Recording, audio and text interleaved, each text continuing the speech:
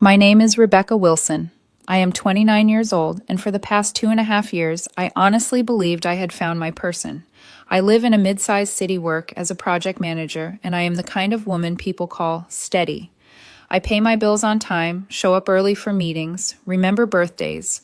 I like plans, lists, and knowing where a relationship is going. For a long time, I thought that was a good thing. My boyfriend, Greg Hagerman, would say it like a compliment.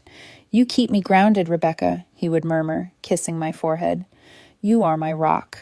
I believed him. We met the way a lot of couples do these days, through mutual friends at a casual backyard barbecue. Nothing cinematic, no thunderbolt from the sky. Just easy conversation over grilled vegetables and lukewarm beer. Greg was 27, then working in marketing, cracking jokes about boring brand decks and clients who thought disruptive meant changing a font. He was charming in this bright, restless way, the kind of man who suggested spontaneous road trips at midnight and talked about future business ideas he never quite started. I was the opposite color-coded calendar, emergency savings, carefully mapped career ladder. Somehow it worked, or at least I told myself it did. We moved in together after a year. I shifted my life to make room for him in ways I barely noticed at the time. I adjusted my commute so we could have breakfast together. I turned down a transfer that would have meant more money, but less time at home. When his father got sick last year, I was the one who took time off work to drive them to appointments, who sat in waiting rooms with stale coffee, who organized insurance paperwork, because Greg could not deal with the admin stuff right now. When his side hustle tanked a little online shop that never gained traction, he confessed his credit card debt. One night, eyes red, hands shaking. I dipped into my savings to help him clear the worst of it. "You did not have to do that," he said, voice thick. "I know," I answered. "That is what partners do." "You are my rock," he whispered, and I believe that too. Looking back, I see the red flags I carefully painted over. The way his eyes would linger a beat too long on certain women's profiles on social media. Influencers with glossy hair and impossible vacations. Fit girls posting gym selfies at 6 a.m. The way he would say things like, "She is wild, but in a good way, you know," and then look at me with this little half smile like he was waiting to see if I would flinch. I did not. I told myself it was nothing. Everyone scrolls. Everyone looks. Then there was Lena. Lena was from his gym. At first, she was just a name in a story. "Lena nearly died in spin class today," he would say, laughing as he opened the fridge. "She pushed so hard she almost fell off the bike." Later, I learned she was not just from his gym. She was his ex-girlfriend. One of those on-again, off-again situations that never quite died, just went dormant until someone was lonely or bored enough to poke it back to life. "Relax," Greg said when I asked about her. "We dated, sure, but that was years ago. We are just friends now. She gets my adventurous side. You get the serious side. It is balanced." Balanced. That word stuck under my skin like a splinter. The emotional distance crept in slowly like a draft under a door. Greg started canceling our plans last minute. A quiet dinner in replaced by the guys want to grab drinks, or Lena dragged me to this new rooftop bar, you would hate it too loud. Texts went unanswered for hours, then came back with "sorry, busy with work stuff," or lost track of time at the gym. I felt myself fading to the edges of my own relationship, but I did not push. I told myself relationships have seasons. People get stressed at work. Things ease and flow. One night about 8 months ago, he had had a rough week. A campaign at work collapsed, and he came home tense and silent, dropping his bag in the hallway. I ordered his favorite takeout and set up a quiet movie night on the couch. The kind where you do not talk much, you just exist next to each other and remember why you are together. He stretched out with his head in my lap, scrolling through his phone while I absently ran my fingers through his hair. I was just starting to relax when his screen lit up and his phone buzzed against my knee. I saw her name, Lena. The preview flashed for half a second, laughing emojis, something about round 2 and still sore in the best way. My stomach dropped. Greg snatched the phone up fast, tilting the screen away from me like a reflex.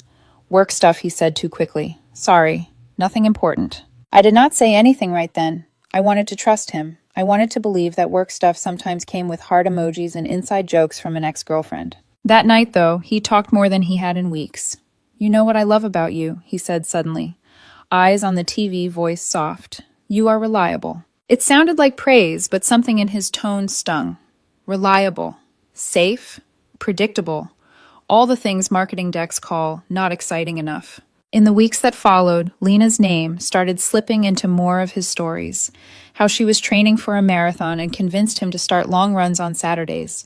How she dragged him on epic hikes he would never have tried on his own. "She makes me feel alive," he said once, laughing, as he scrolled through photos of some trail I had never heard of. I nodded, but inside something twisted. I had given up promotions trips and sleep for this man. I sat through hospital visits, balanced budgets, absorbed his spirals when campaigns failed. But apparently I did not make him feel alive. I made him feel secure, boring. The base camp, not the summit. It all built up to one summer evening in the park. We had planned a low-key date, just a walk and ice cream. The park was strung with lights between the trees, couples drifting along the paths, kids chasing each other near the fountain. It should have been romantic. He arrived 20 minutes late, slightly breathless, phone in his hand. "Sorry," he said, not sounding sorry at all. Lena wanted to grab a post-run smoothie, and she would not stop talking. We walked in silence for a bit, the sound of distant laughter and music filling the gaps between us. We found a bench under the lights and sat down. He checked his phone again. Then he said it. "So Greg began like he was commenting on the weather," Lena asked me out properly. "Like on a real date. Just us. No gym, no group hangs." I stared at him, waiting for the joke for the follow-up about how he had turned her down because he had a girlfriend. Me. He kept talking instead. "I think I am going to go for it," he said, watching my face carefully. "Look, Rebecca, you know I care about you. You are amazing. You are solid. But I have been thinking a lot, and I need to see what is out there, you know." A buzzing started in my ears. "What are you saying?" I asked, somehow keeping my voice level. He sighed like I was being difficult. "We have been comfortable," he said. "Too comfortable. You are safe. Predictable. That is not bad, it is just, I am 27. I want adventure. I want to feel that spark. Lena brings that out in me." The words landed like blows. 2.5 years of shared rent, late-night talks, hospital runs, debt payments, inside jokes, and he was measuring me against a spark. "And what about us?" I asked. "What about everything we have built?" He hesitated, then smiled, a small smug curve of his mouth that I will never forget. "We are not over," Greg said. "Not necessarily. Think of it like a pause. If things do not work out with her, you are next in line." Next in line. He said it like he was offering me a prize. Like I should be grateful to stand in the wings while he tried other women on for size. I felt something inside me go very still. The lights above us blurred slightly as I blinked, but I did not cry. I did not plead. "Okay," I said. His smile faltered. I do not know what reaction he expected, tears screaming a dramatic scene under the fairy lights. Instead, I stood up, smoothed my hands down the front of my jeans, and looked at him one last time. "You do not need a safety net, Greg," I told him quietly. "Not anymore. Consider me off the waiting list." Then I turned and walked away, leaving him on that bench with his options and his spark, my heart pounding, but my back straight. By the time I reached the edge of the park, I knew one thing with absolute clarity. If he saw me as a backup, I would rather be gone than chosen. I had no idea then how hard his world was about to crash without me holding it together. When I walked out of the park that night, the air felt colder than it should have. Maybe it was shock. Maybe it was clarity. Maybe both tangled together. I did not rush home. I wandered for a while under the streetlights, letting everything settle in my chest like dust after an explosion. By the time I reached our apartment building, I felt strangely steady. Hollow but steady, like I was made of glass that had not shattered yet. The hallway light flickered when I unlocked the door. The sound of Greg's laughter drifted from the bedroom. A light, flirty tone. A woman's voice on speaker giggling. Lena's. I stood there for a moment, letting the betrayal soak into me, not as a wound, but as a confirmation. The proof had been in front of me for months. I had just been too loyal to see it. I did not confront him. I did not ask why she was on his phone the same night he told me I was next in line. Instead, I walked into the living room, grabbed 2 duffel bags from the closet, and quietly began packing. Clothes, laptop, birth certificate, the mug my sister gave me, my toiletries. The cardigan, he said, made me look like someone's dependable wife. Every item I placed in the bag felt like reclaiming a small piece of myself. In the bedroom, Greg's voice floated out in bursts. "No, she is fine. She is cool about everything." He laughed. "She knows how I am." He didn't know I was leaving. He didn't know I had already stepped out of the waiting list he'd created in his head.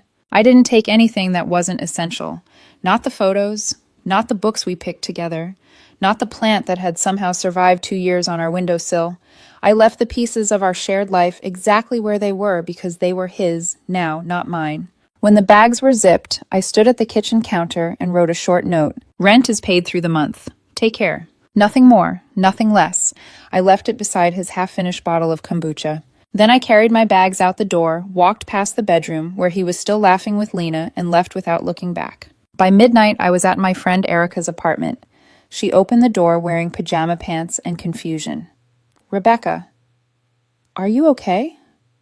"I will be," I said. She didn't push. She just stepped aside, pointed me to the couch, handed me a blanket, and sat beside me. "You want to talk?" she asked gently. I shook my head. Not yet. I blocked Greg's number before I fell asleep. Then his social media, then his email. I even muted every mutual friend group chat. I didn't want updates. I didn't want explanations. I wanted silence, the kind that lets your heart reset. The silence the next morning hit harder than expected. When I woke up on the couch with sunlight in my eyes, a strange numbness wrapped around me. No messages from Greg, no missed calls, no apologies. Of course, why would there be? He had Lena. He had options. He had adventure. He had everything I apparently wasn't. But I had something too, the feeling that for the first time in a long time, my life was not centered around someone else's chaos. The first few days were foggy. I questioned myself constantly. Was I overreacting? Was I being dramatic? Was loyalty really just boring?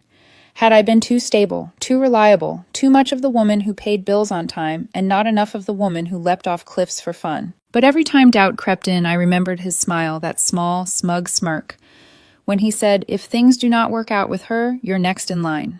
Next in line, like I was a spare tire, like he was doing me a favor by keeping me in his back pocket, like I should be grateful to be anyone's second choice. No, I was done being optional. So I redirected everything into rebuilding. I went back to the gym not to chase adventure like he craved, but to reconnect with myself. I started taking long walks around downtown, letting my thoughts breathe. I picked up an old hobby watercolor painting, even though I was terrible at it. I bought plants and actually kept them alive. At work, I volunteered for that out-of-town project I had once turned down, so Greg and I could stay close. It was a complicated assignment, high pressure, but I threw myself into it. And when the project ended weeks later, my manager called me into his office.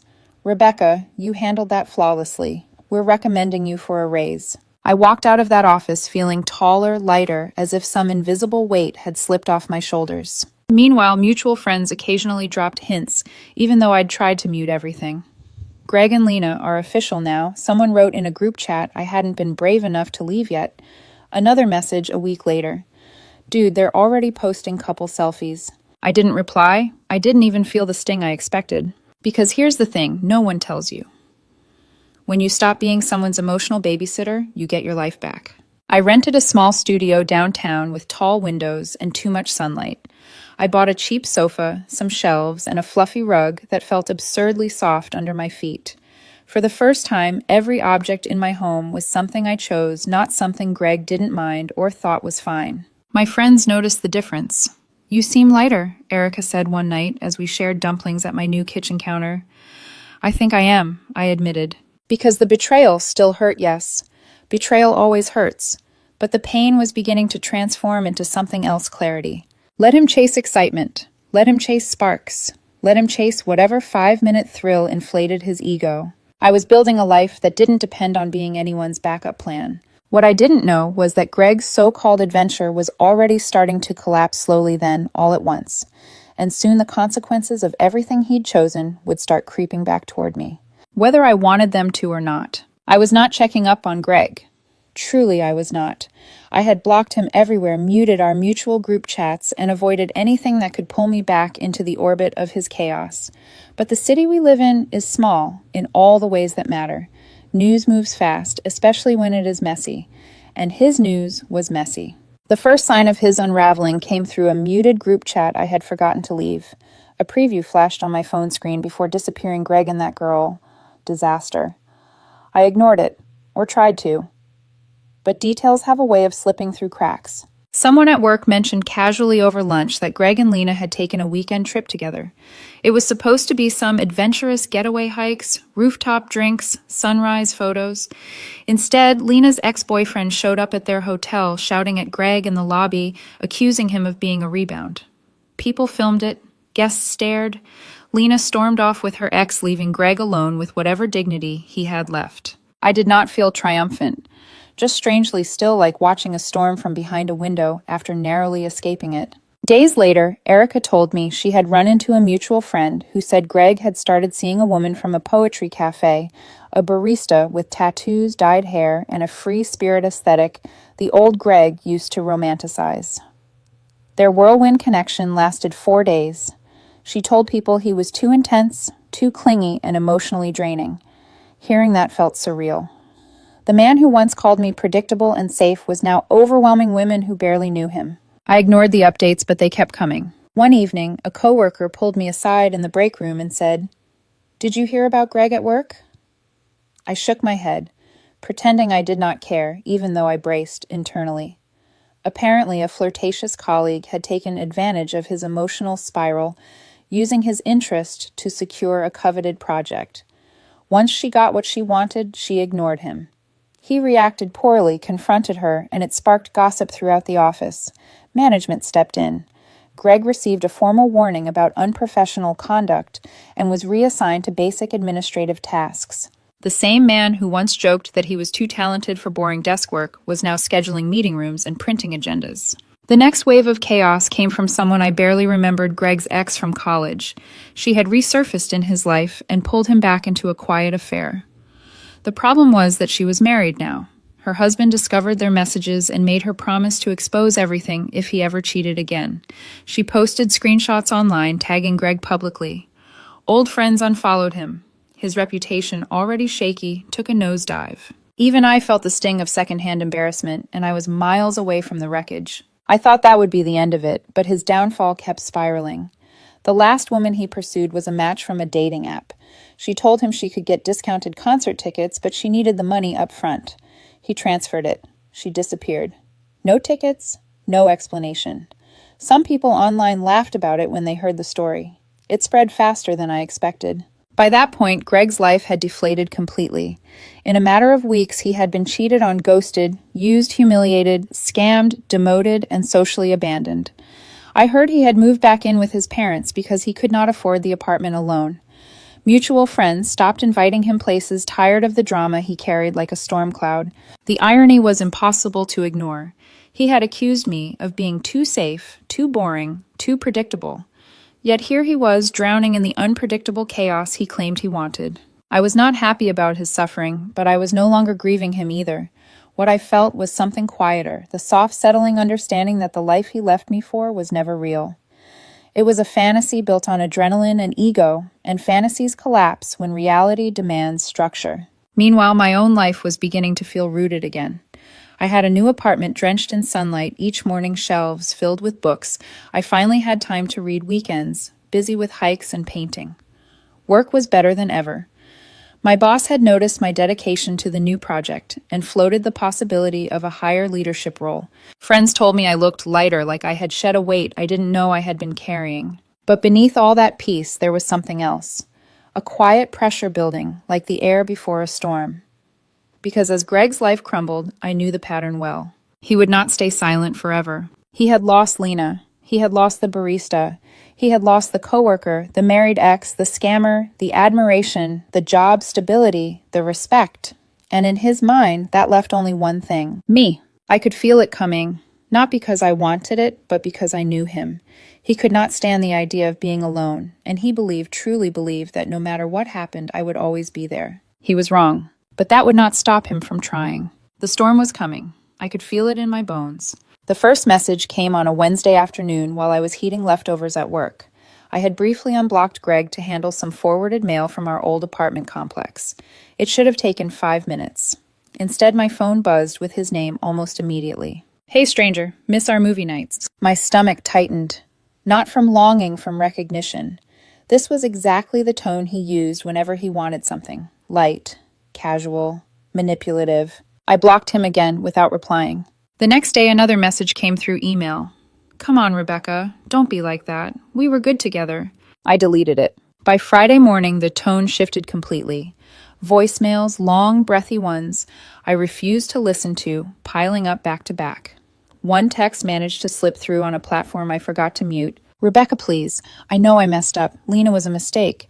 Everything after her was a mistake. You're the real thing. Can we talk? It would have hit differently months ago. But now the words felt hollow, like someone knocking on a door I'd already bricked shut. The following week, things escalated. A coworker messaged me out of nowhere. Your ex is here at the old office asking for you. He looks rough. I stared at the screen, then typed back, I transferred months ago. Please tell him that. He did. Greg left. But the fact that he had shown up at my workplace uninvited, unannounced, left a cold ripple across my spine. His family stepped in next. A call from a blocked number late one night, and a woman's irritated voice blasted through the speaker before I could hang up. You think you're too good now. It was his sister. Greg is hurting because of you. Man up and talk to him. I'm not a man, I said calmly. Then I hung up. His mother emailed me the next day a guilt-filled wall of text about how family sticks together and how I should support Greg during a difficult period. She conveniently left out the part where her son told me I was a fallback. I deleted it without responding. The pressure built slowly like water rising under a closed door. Every time I thought it would stop, another message slipped through somewhere digital cracks I hadn't sealed yet. But the breaking point arrived on a Sunday afternoon. I had just finished watering my plants when a knock sounded on my apartment door, soft at first, then firmer, like someone trying to decide if they should announce themselves or keep pretending everything was normal. I looked through the peephole. Greg. He was standing there in a wrinkled shirt hair, unwashed, eyes frantic in a way that made him look smaller than I remembered. Not physically, emotionally, like the confidence he used to wear had been stripped away. I opened the door just an inch, enough to speak. Why are you here? He exhaled shakily, pushing his hand through his hair. Rebecca, please. Just hear me out. 2 minutes, please. Against my better judgment, I stepped back and let him inside. Maybe I wanted closure. Maybe I wanted proof that I had truly moved on. Maybe I wanted to see the reality of what I'd escaped. He paced the living room as though it still belonged to him. All 5 women. They messed me up, he said, voice trembling. Lena cheated. The barista ghosted me. That coworker used me and humiliated me. My ex's husband threatened me. And that concert ticket woman scammed me. Everything is falling apart. I folded my arms. Your choices led you there. He stopped pacing, staring at me with a desperate, fragile intensity. No, you don't understand. All I needed was excitement. Something different. But it was all fake. You were the only real thing. The only stable person in my entire life. There it was. The truth he had come to deliver not out of love, but out of need. He stepped closer. Remember how you always said you'd be there? I need that now. Please, give me another chance. I'll change. No more adventure crap. No more other women. Just us. Just us. The phrase felt foreign now, like a language I had forgotten. You once told me I was next in line, I reminded him quietly. He flinched like I had slapped him. I didn't mean it. I was arrogant. I thought I had options. But they're gone.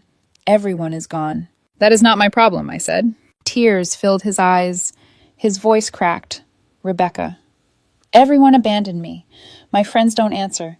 My family says I brought this on myself. Please don't be another person who walks away. For a fraction of a second, I saw the old Greg, the one I once cooked dinner for, held hands with, waited up for defended. But then I remembered the park bench, the flicker of his smile, the way he spoke about me like I was a spare battery. Compassion did not erase memory. Greg, I said, you didn't lose me because you made a mistake. You lost me because you treated my loyalty like garbage. His expression hardened.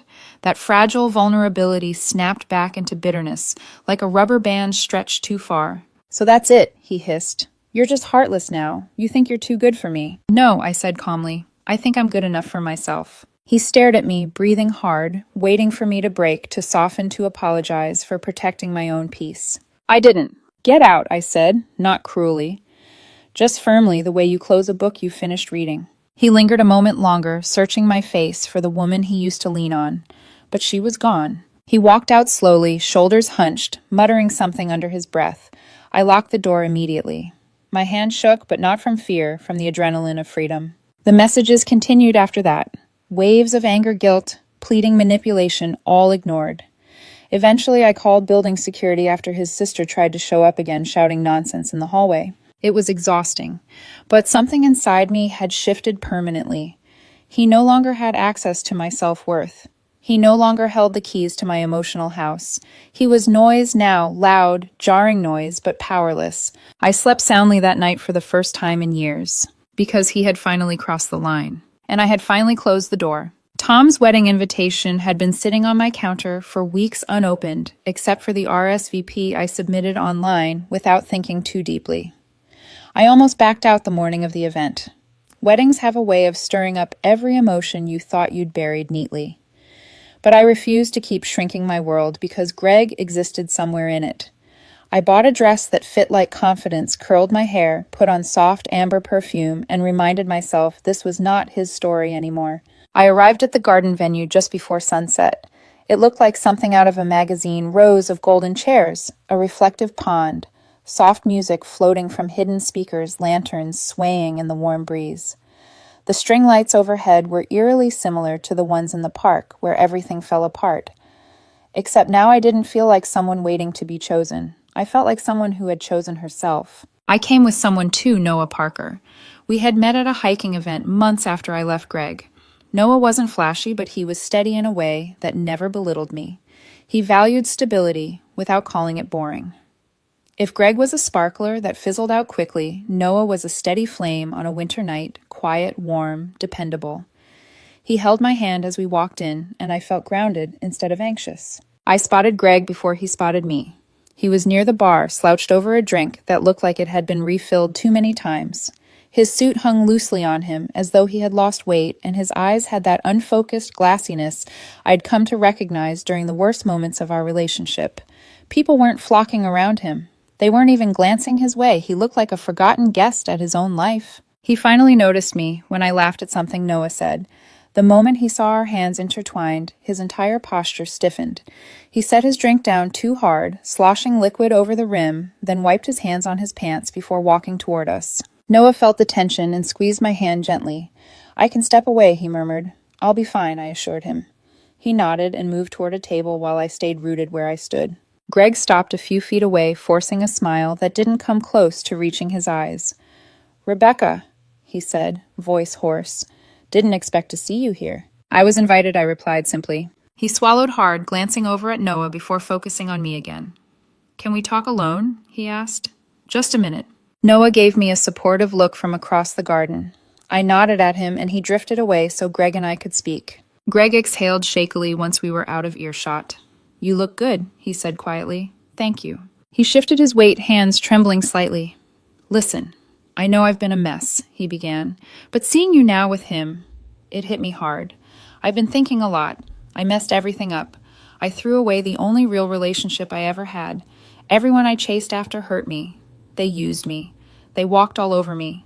I deserved it, I guess." His voice cracked.